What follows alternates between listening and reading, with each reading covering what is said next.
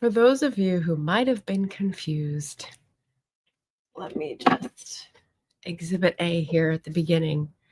Orla Rafferty Seeks for Fortune. It's a book. I wrote it. Okay, now that that's out of the way, welcome everybody. I haven't talked about author stuff in a while, so I understand if it slips your mind. I'm just being cheeky. Welcome to the channel. You're on Booktube, and today I'm going to be doing the end of the year book tag, Mood Reader edition, because you can't pin me down, right?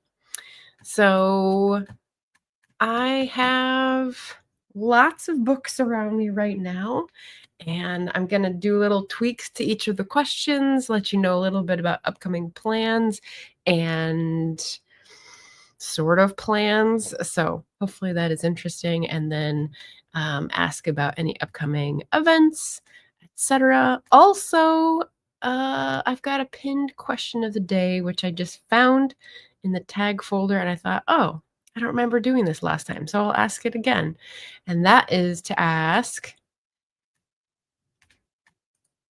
is there a hyped thing that you've dived in for? I normally am allergic to hype, but sometimes I just can't help but jump in because it looks fun. So welcome to my channel.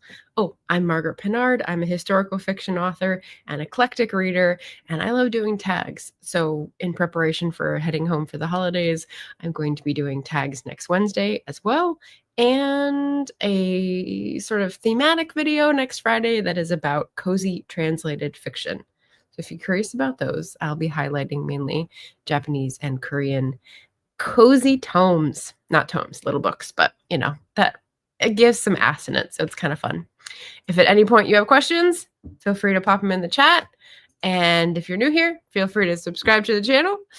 And I'll just get it out of the way now. I also have a Patreon and I do little bookish mail. So if you want to sign up either as a member on YouTube for the channel at $5 or on Patreon as a $5 patron, you get postcards in the mail if you send me your address, which I do in the first 5 days of every month. So if you feel like that would be a nice gift to yourself, feel free to try either of those options. I just figured I'd offer the YouTube version as well, since it seems easier for people to interact with the YouTube membership than it does the Patreon. So good morning and hello to the chat. We had an Eva here early saying hello. We've got an Elaine listening today, and I'm going to star the answer and come back during the break for all people's answers. Julie, hello to everybody. And Greg is here. Hello, Professor. I don't know about that. I came in at Fortune. Okay. Alan is here. Happy Friday. Hello. And yes, they are very subtly displayed behind me, as Hank likes to say on her lives. Catpaw, hello. When can we expect the sequel to Orla? Well, because I haven't been talking about it for the past 3 months, you might have caught on to the fact that there hasn't been any work done. So I can't give you an answer to that. There's the age-old question: who wrote Orla Rafferty? This is just a funny thing that happened on last night's live show with Dave and Gareth. So we're just kind of having a bit of fun. Catpaw says hello. Eva has an answer, which I starred. Ven is here. Ven and I were talking about politics earlier. Always lovely. Pre-recorded Margaret videos. These aren't pre-recorded. This is just like the plan for next week. I actually have it in my head because I planned ahead. That's all. We've got an Anne. Hello. I dived into the new Ken Follett book, Circle of Days. It is great. Awesome. Ken Follett, even though I have never read him, I just nominated to someone who asked as one of like the new granddaddy of historical fiction, reputation-wise. So tell me if I'm wrong, but it sounds like I'm not. He's more accessible and more au courant with the current historical fiction generation. Leslie is here. Hello. Mike is here. Hello at Riffraff Reads / Reading Renaissance. And I'm going to say Renaissance because I'm an American. Greg, oh, this is the answer, so I'm going to save that for later. Planning ahead? I don't know her. Hi, Gareth. Hello. And Eva's answer. Okay, sweet. So we got some answers. I will be highlighting those at the break. So if you have an answer to the question of the day in the chat, be sure to get that in and I will hold it for the break. So the end of the year tag is something that was started a long time ago by Ariel Bissett, and you don't really tag people. It's just when you feel comfortable making forecasts for the future. So the closer you get to the end of the year, the more certain you will be, but the less time you will have to execute. So trade-offs. Oh, and I was going to ask, what's everyone drinking? I've got my beautiful Denby pottery filled with pear apple cider and pumpkin pie spice for those who are on Wednesday's stream. And I warmed it up in the microwave, and it is very good. Okay, so first question of the end of the year tag is, it's on my notes. Okay, I don't know if Ben can read that. Probably not big enough. Books that you have started and need to finish. So I'm going to do a little expansion pack on this and say I had, when I wrote this, 9 current reads. Now I have 8. I have 8 current reads. I had 16 paused, and now that's down to 12, I think. And in case you don't know, I'm using Storygraph as my tracker. It's an app and a website, and it allows you to label books as reading currently or paused, meaning like you put it down and you're going to come back to it, but you don't know when. It's just like not the book for right now. So those are the 2 categories. But need to finish for Mood Reader Edition is really fluid. And I would just say there's no pressure that I put on myself except the library returns. I don't want to be that girl. I don't want to be the person someone is waiting on tick, tick, tick, tick, tick for their book hold. And like, I'm the problem. So that's the context. And I just thought I'd share the current reads screen with y'all, which is right here, top of the line. Out of these 8 current reads, we have a buddy read at the top and a buddy read at the second to the top. So Legendary Fry Bread Drive-In by Cynthia Leitich Smith. She's the editor. There's lots of different authors. It is lovely. It's a young adult, I would say.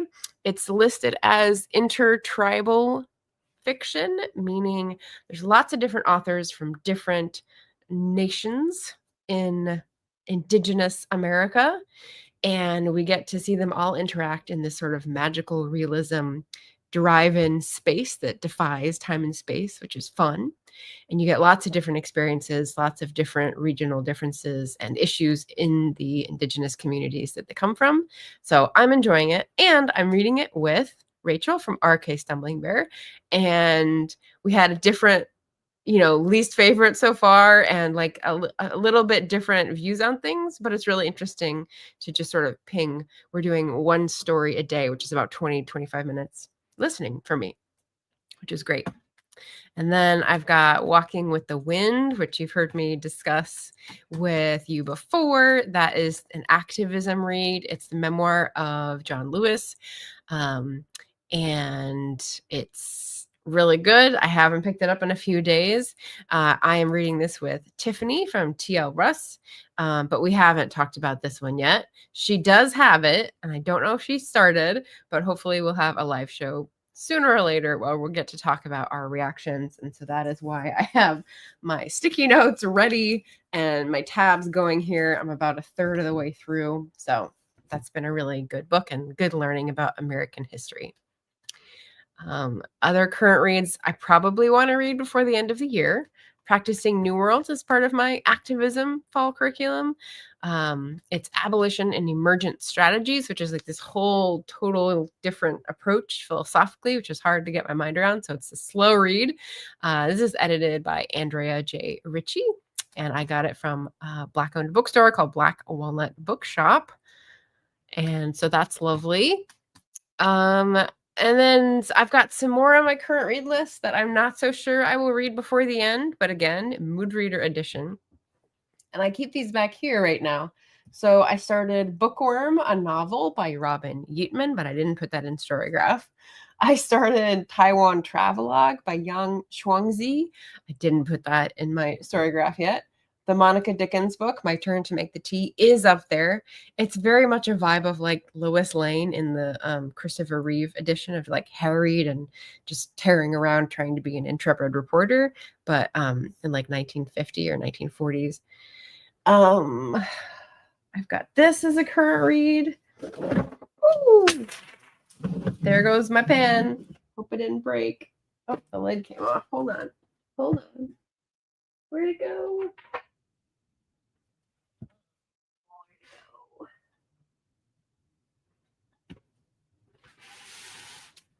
I don't want to lose it. I don't want to step on it. Where'd it go? Okay, well, I can't find it right now, but I'm going to be very careful and put the pen on tissue there. Okay. The next one on Storygraph that I put on is Drawdown, but I think this is going to be a little bit slower. So maybe a quarter through it, and it's got 200-ish pages of 2-page spreads on solutions for climate adaptation and planning. And it's interesting. It's all over the place with all different types of strategies, which I like, but also hard to just dip into because you have to reorient yourself to a different industry each time. So really interesting, but again, probably a slow drip. We've got Rob Roy, which is here on this, which I do have on Storygraph. And for those who are curious about what I was talking about, the arsenic, I have a different shelf down lower that is Victober reads and then March of the Moderns era reads. And the Victober one I think it's with the Victober reads. Anyway, it's wrapped up. It's a green covered book from like 1860 or something. And it's green. And I saw a video that said, if you have this type of old published green covers, you could have arsenic in it. And I was like, what? So it's wrapped up for better reason now than even I thought. So what else do I have on the list? I have the Smaller English House, which is over on a different shelf because that's a very slow read. I've got Moss Gardening, which is like a calming, slow read, different shelf. And then all these are paused from different times that I'm like, I don't know when I'm going to get back to these. And some of them are because I had to return them to the library. So Magic and the Melanin, I had to return to the library. Dispersals, library book.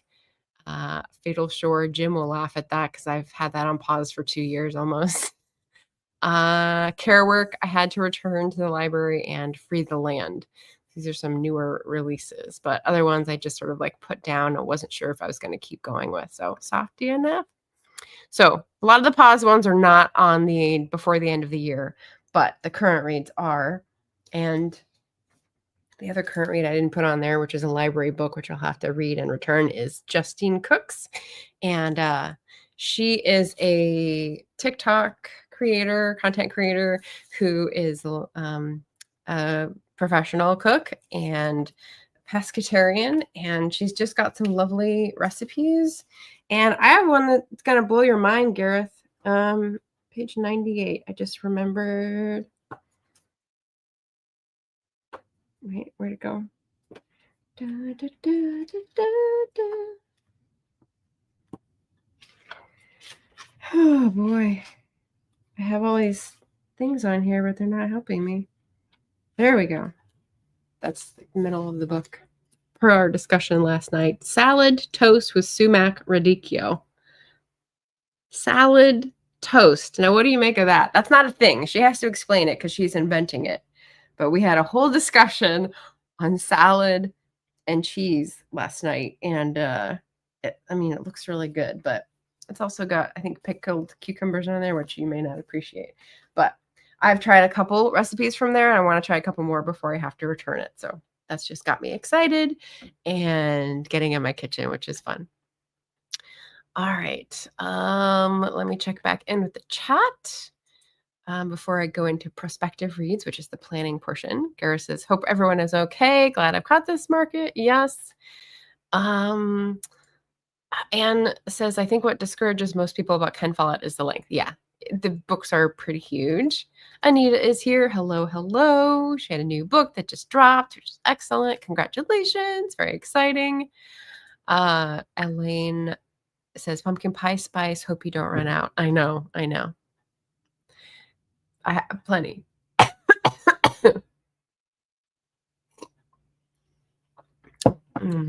That's good. Ava asks, is paused new? I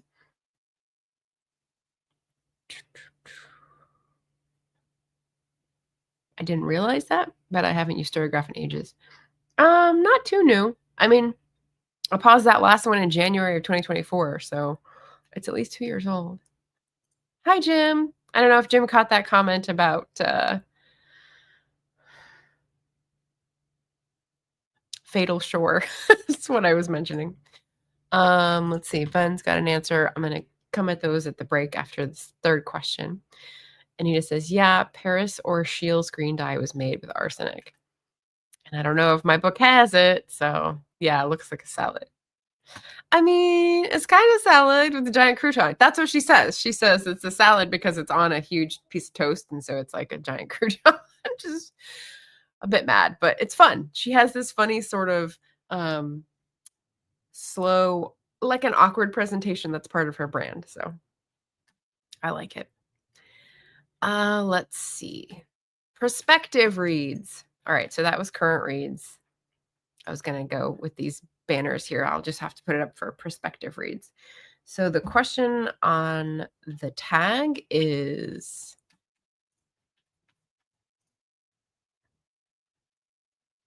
books I still need to finish. And like I said, I don't have any that I need to finish, but here's the thing. I pack up and I go to spend time with my family for Thanksgiving and Christmas this past few years. And that means that I have to choose what I want because I'm not going to buy the same book again. I'm not, that doesn't fly with me. So I have to bring what I think I will read. And then I'm kind of stuck with it, especially because we're doing the read what you own, which is trying not to buy till I read 25 of my own books. So this was a hard one. And I will share with you my hottest contested. So you saw that I have 2 buddy reads going on right now. This is the third one. This is a book I brought up on my Native American Heritage Month Indigenous Recommendations video. And Grace said, oh, I have that one. You want to buddy read it? So I think at the very end of November into December, we'll talk about Tracks by Louise Erdrich. Smaller book. So happy about that one. Easy to take. And then the other one is also Indigenous, but nonfiction. It's Theory of Water, which I was very happy to get a little bit ago and have been waiting. I love the cover on this one. It's like beaded water, kind of, or woven. I'm not sure.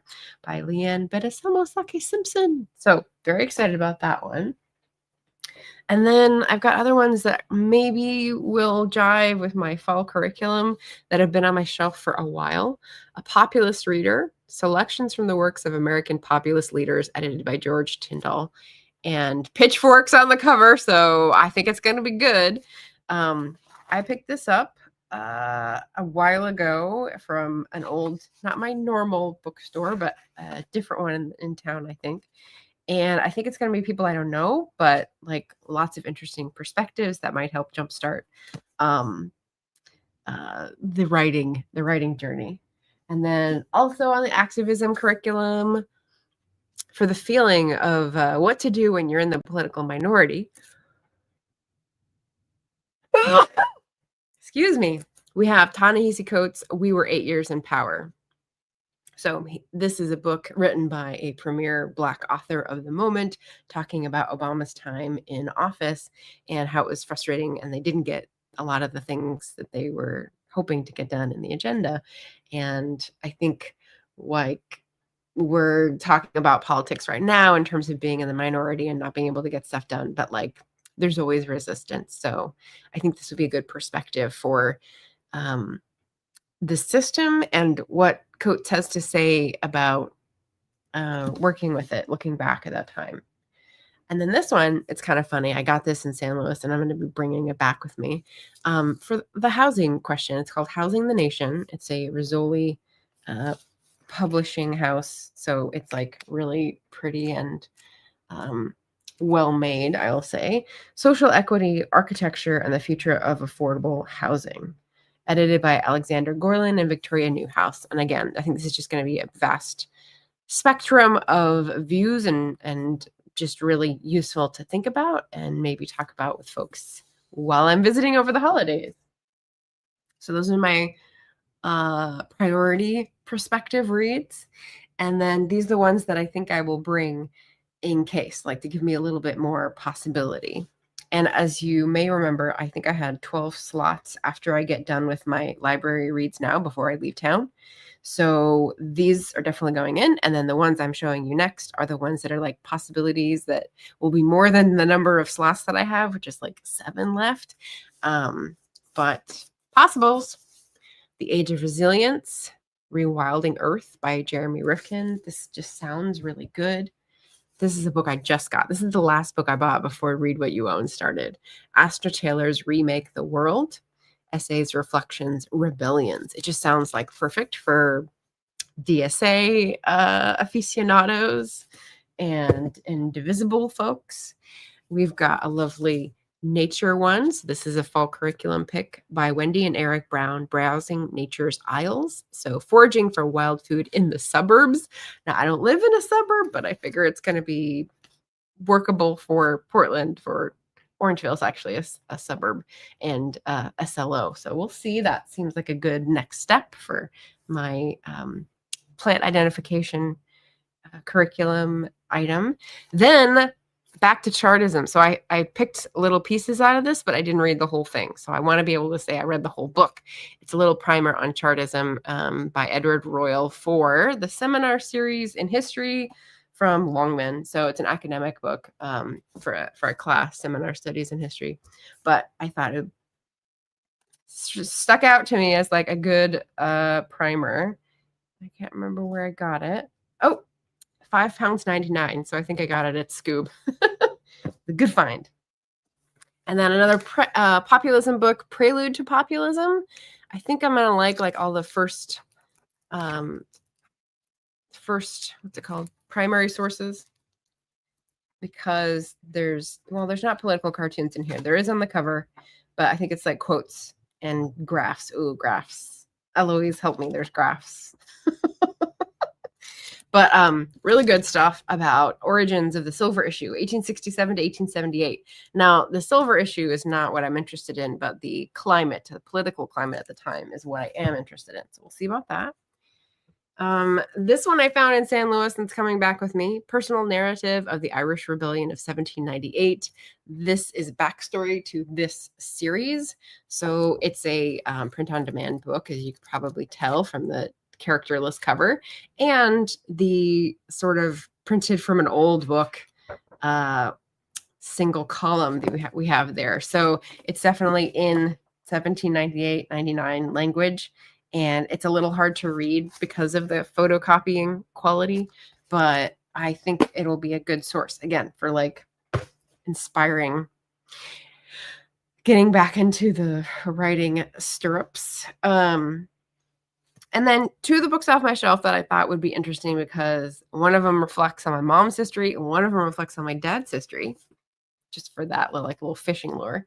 This is called 722 Miles, The Building of the Subways and How They Transformed New York. And I did read a little bit of it a long time ago by Clifton Hood, but I haven't gotten back into it. And it does have some pictures. But the reason this relates to my parents is because my mom's relatives, uncles were subway tunnel diggers. So when you think about the Irish in America and you think about the, what do they call them? Navvies, because they were building navigation tunnels in England first. That's the life that you had to provide for your family. And and it's gotten us this whole beautiful system that some of us get to take advantage of. Not me not living in New York City, but I thought that'd be interesting to learn about that time a little bit more. And then the one for my dad is a William white book called City. And this is one I picked up from the free pile, but it's got lots of great pictures. It's like urban sociology, basically. And so this is architecture and sociology and sort of the cross. And so if I'm learning about affordable housing and learning about city planning, there's all these issues that intersect. And I think this is going to be a really good one because I don't think much has changed. The design for the car is already inherent in here, and I wonder if they were starting to learn the lessons already. So very curious about that. And if you don't know, my dad was a sociology professor for his career, so I got a lot of his books, not this one, this is more recent, but a lot of his books that talk about urban planning and gave me a little bit of background on that, I already read on my shelf. So that's on nonfiction, Prospective Reads, and then fiction is much smaller. I started this and paused it. Barbara Coleman's Our Spoons came from Woolworths.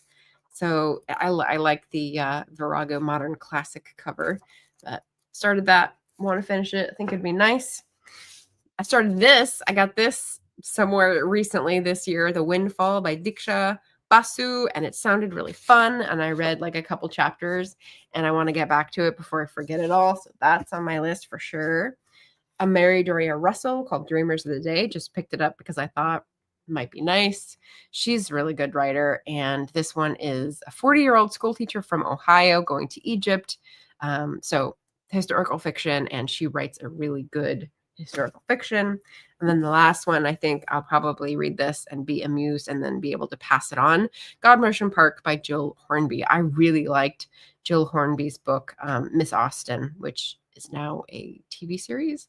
And I got this finally after years of waiting for a, cheaper copy. And so I think it'll be fun and amusing.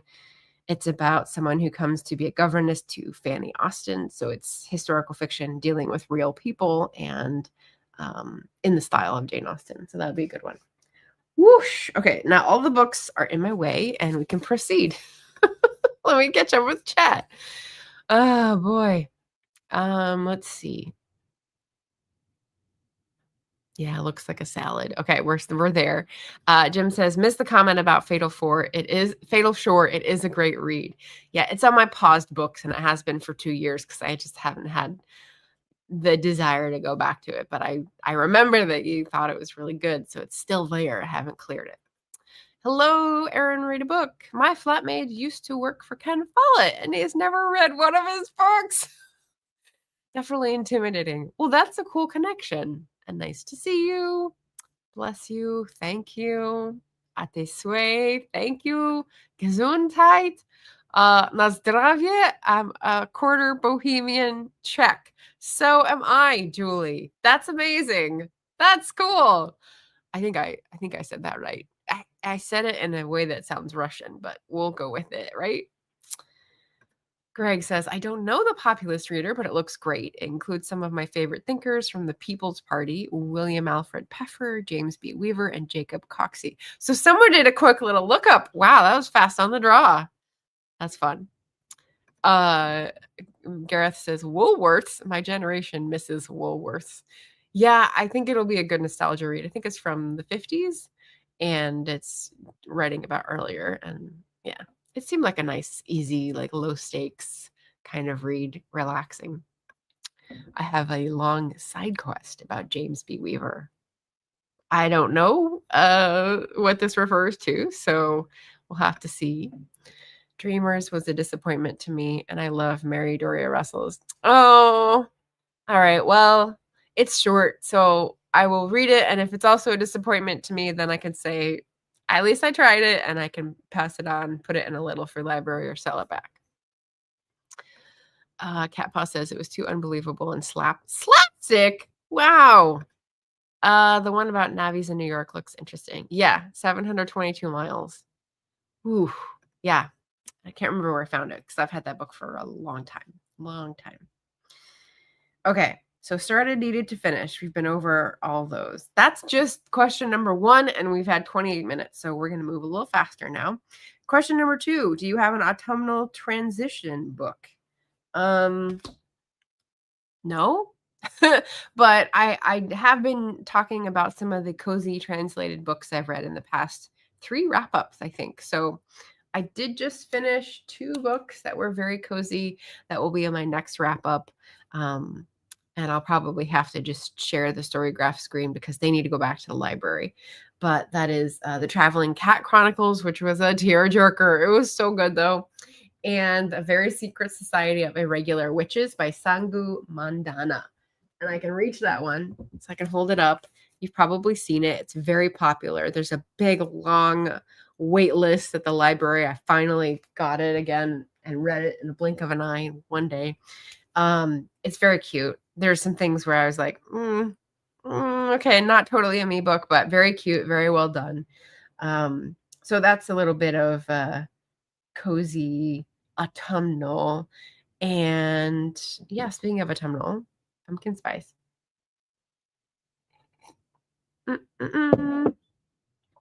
Okay. Thing I wanted to highlight on this question though is that my next video next Friday. So I'll do a tag on Wednesday, my regular time.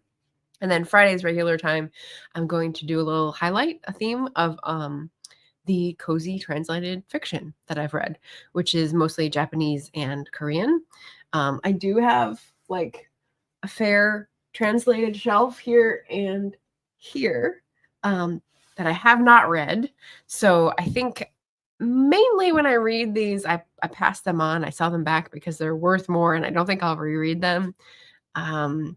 But yeah, I'll let you know which ones I liked and talk about some of the main themes and differences, because I think sometimes when you read a translated book, you can tell what they struggled with, and sometimes it's seamless. So we'll give a little spectrum of the seamlessness of translation, because that'll be fun. And everyone likes a cozy video, so that'll be nice for the season. The other thing that was cozy, and you may have heard that I had a package stolen. It had a couple puzzles in it for me. So I've been missing my puzzle action, but I went on a walk yesterday in the perfect foggy autumnal weather. It was a beautiful mood for this question prompt. And there was a toy library, and they had like a pile of puzzles, and they were outside the wooden box. So they were definitely going to get rained on. So I took one from the top, 550 piece puzzle, Roadsides of the Southwest. And that's what I'm doing. And I'm over halfway done because I was working on it last night when I was listening to Gareth and Dave and all y'all. And it's fun. The red rock of the Southwest is very hard. They've got lots of interesting gradations of color, and that's what I like to follow. So puzzling activity is very fall forward, very autumnal mood for me. So I don't know if you guys like puzzles. Have you broken them out yet? Because cool thing to do. And you can get free ones. Puzzle swaps are a great idea. All right, so the puzzle find. Question 3, is there a new release you're waiting on? Okay, here's where I have to come clean. I started a series called Preorder Picks to support bookstores and authors with books coming out so that I would pre-order them, because that's a great thing to do for authors. And I thought this would be great to have 2 coming out in advance. But here's what I found out. It's hard to find these. You really have to peck and hunt because no one has lists of these in advance, because I was looking for a paperback and I was looking from an indie bookstore, and it had to be the first half of the month so that I could order it and receive it in order to have a video at the end of the month, I think is the trouble. And so it was really hard to find books, and I did a couple polls. I did it for 2 months, and 1 month that I tested on my own that didn't go very well because of the timing. So because of all those things and how difficult it was and the lack of payoff, like I'm not reading these immediately. People weren't like so excited for it. So I'm not going to continue with that, because the other thing is that now it's butted up against a Read What You Own challenge. I could make it an exception, but I think we're just going to go back to just pre-ordering when the spirit moves. So no new releases, because that's kind of like a hype thing, and that's not really my jam. So no new releases I'm waiting for. I'm more, what did I say? More concerned for books than, not to be political, but I said I'm more concerned about reading books than finding those that are unborn.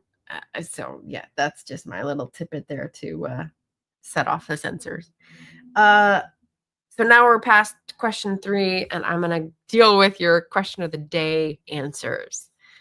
Hey, Dee, welcome. I'm going to snap back to my starred responses for what is one hyped thing you've dived in for? Elaine said Ghosts of Christmas Past, which is a readathon that's just coming up, and they're going to be doing a group read, and I think there may be a couple of other prompts, which is fun. Eva says Christmas. Christmas is definitely a hyped thing, and yeah, it's fun to dive in. It's fun to have a little festive spirit. One hyped thing I dove into, probably heroin. I'm thinking that's sarcasm, but let us know, Greg. Eva says self-publishing is a hyped thing. Interesting take. Okay, all right. And then Ben says the Mighty Nine anime based on Critical Role's second D&D campaign episode 1 has been dropped onto YouTube today, and it was so good. Okay, so apparently that was very hyped and worth the wait.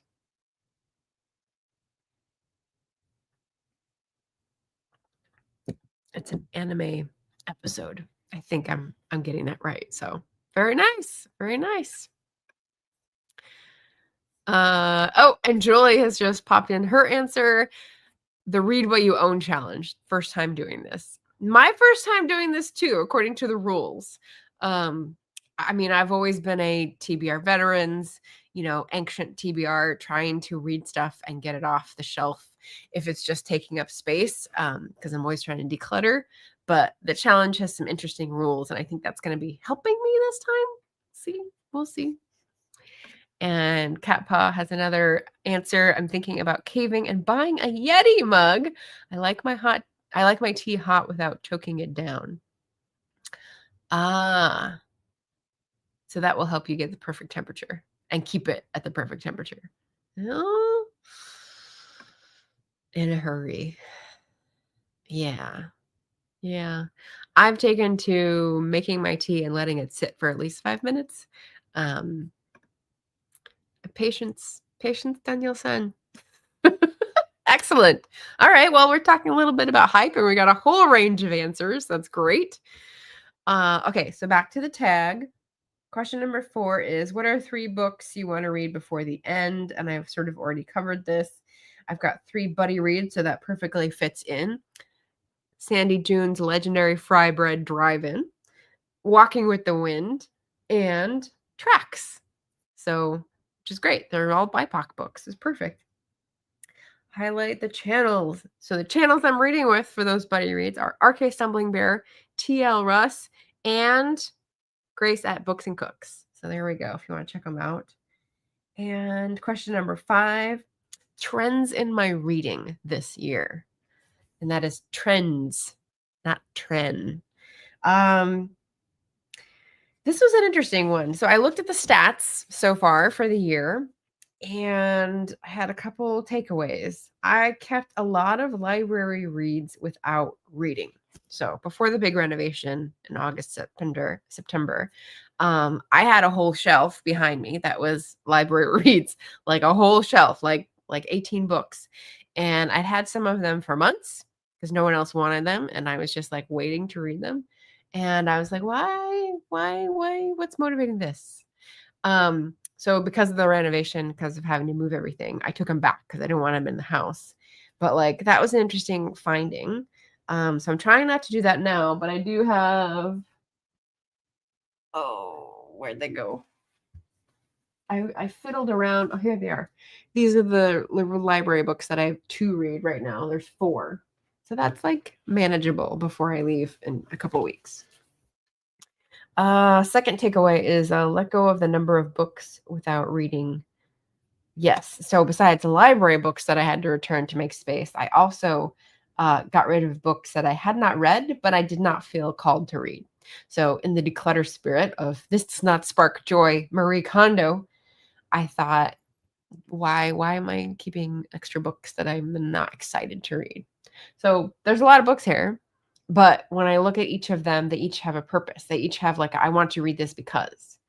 And if they don't, there's like a thin liminal space shelf where I go, oh, do I want to keep those or do I want to give them away? And there's like 5 down on the floor here. So we'll see. but I did let go of a lot. And I haven't counted again to see how much I reduced the library, but that was a takeaway. That was a remarking my trends in reading. The third one is I read mostly women authors. I read a lot of books for Climathon because I was a co-host. I read mostly physical books. I read almost half. No, not half.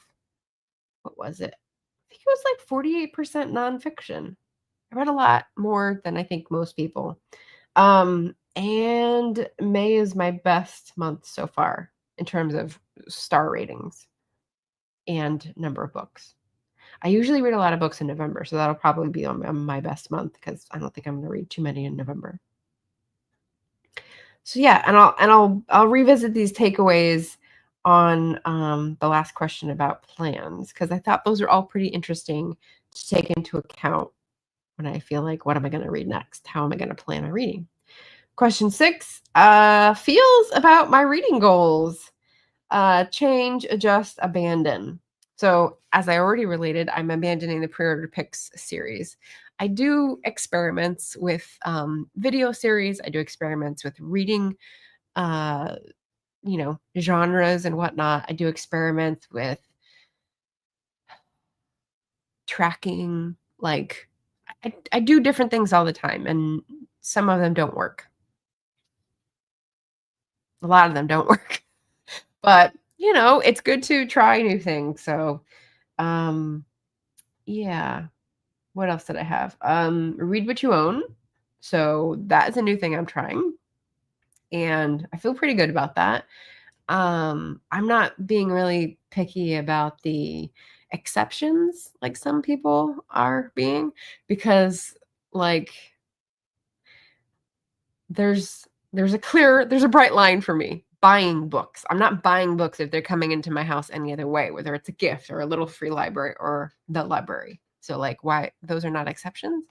So yeah, I'm not being too picky about it. The goal is to read 25 books before I buy a book. And so as I was saying yesterday, that really means that I can't go into a bookstore because I can't trust myself not to buy something before I go out, which is practicing some good self-restraint. And, I took a walk yesterday instead of going into a bookstore, and I almost ended up at a library. And then I realized there's a Friends of the Library attached, I think. So I didn't go in just in case. So it's just fun. It's just fun for a little while. Fall curriculum. So I'm feeling like I'm kind of half-assing that. I'm going to be doing like a midterms update for my fall curriculum goals soon. Activism, plants, and photos. And again, kind of like I'm a C student right now, so I need to I need to have a midterm like come in clutch. So there's that. Buddy reads are doing pretty good. I had none earlier this year, and then I have a whole bunch this fall, which is great. Current reads, library reads, yeah, that's all normal. And the final question is, have you started plans for 2026 reading? And again, I'm just going to revisit. This is a mood reader edition. So any reading plans that I have are going to be very big picture. I think I'm going to take the first Friday in December as a first Friday sprinting thing for planning. So if you guys are in a planning mood, we can just open that up again. I haven't done it recently, but I feel like it might be a good time.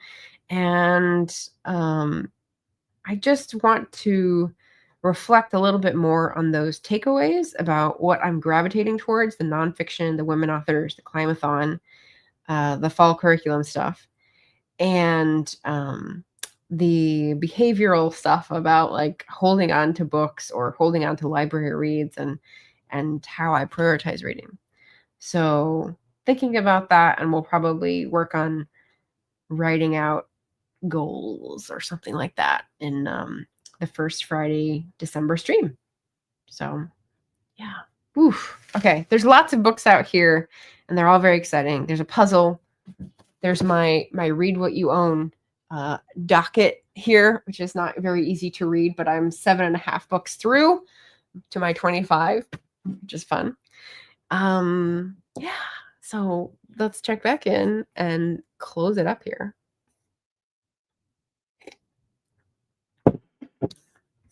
What else did I have?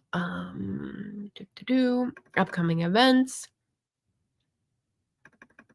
Oh, here's my little quiz question.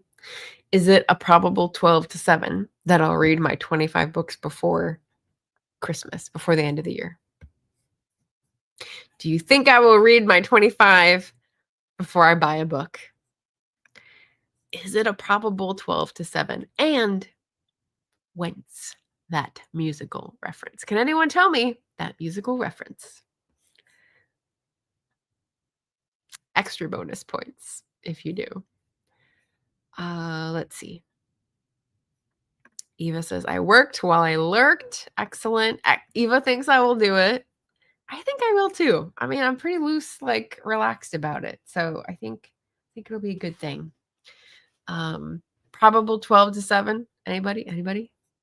See if Greg knows that one. I doubt it. But yes, there's all the books. We've got 6 weeks till the end of the year. Plenty of time, but the mood reader in me is a little bit about having to pick books because I'm moving down to see my family. We'll be there for 6 weeks. And so it's like, not 6 weeks, 5 weeks. It's a little stressful to have to pick the books, but I think if I bring this many, I will have ample choice. I will not read them all. Catpaw says, of course you will. All right. Well, you guys have faith that I read. This is good. This is excellent. Okay. So any announcements to share before we sign off? And yeah, I'm just starting to like do all my packing and planning for the holiday travel. So this tag was part of that. And next Wednesday, I will be doing the 10 biggest books, not biggest in terms of page number, but biggest in terms of like bigger than my face, in case you couldn't hear that because I was muted. So yeah, that'll be fun. And then Friday, I'll do the cozy translated books.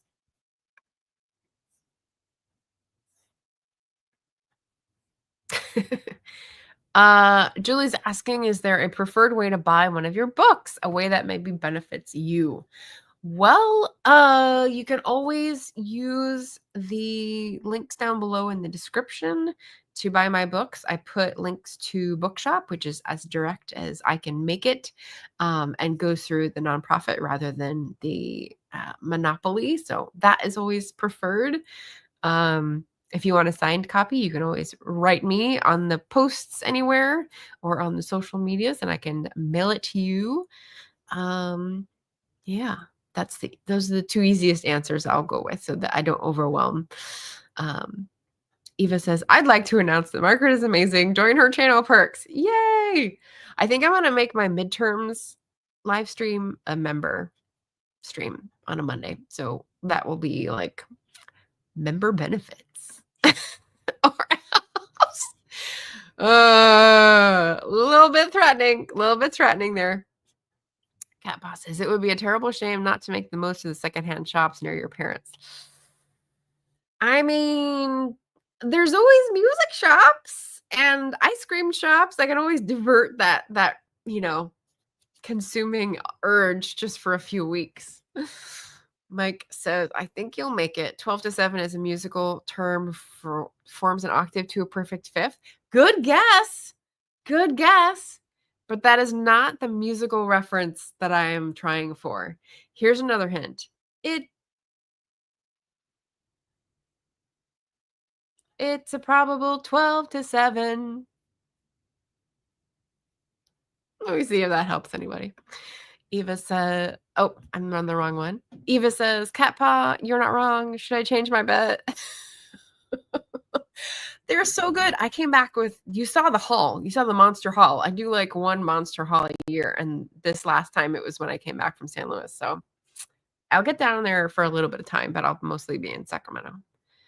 And Sacramento doesn't have a good used book scene. They've got one. They've got like a half price books. Catpaw says it's a good reason to get those books read so she can buy more. Yes, exactly. That's the whole goal, is that you want to like race yourself to read the books, offload them, make room. and then have a little joyride. Why not? Ah, Greg got it. Okay, Eva guessed Mary Poppins. Good guess. And Greg got it. It's a probable 12 to 7 that the guy is only doing it for some doll, some doll, some doll. That's not the right verse, but that's the fun part of the song. Just answer guys and dolls. That's what? I think that's the first time I said that. I think that's the first time I used that musical. But sure, guys and dolls. I actually had a musical song stuck in my head when I was on my walk yesterday in the beautiful foggy wonderland, and it was from a musical I couldn't remember, so I had to look it up. It was Carousel. So I don't know. They come at me from all directions. You never know, but guys and dolls is a good guess. All right. Well, good announcement time. And I think we're good for the day. So go forth and be merry. Happy Friday. I hope you get a lovely reading session and take care of yourselves, everybody. It's a dangerous world out there, Frodo. Take care of yourself and diversify that reading list. All right. Thanks everyone for watching, and I'll see you again soon. Bye.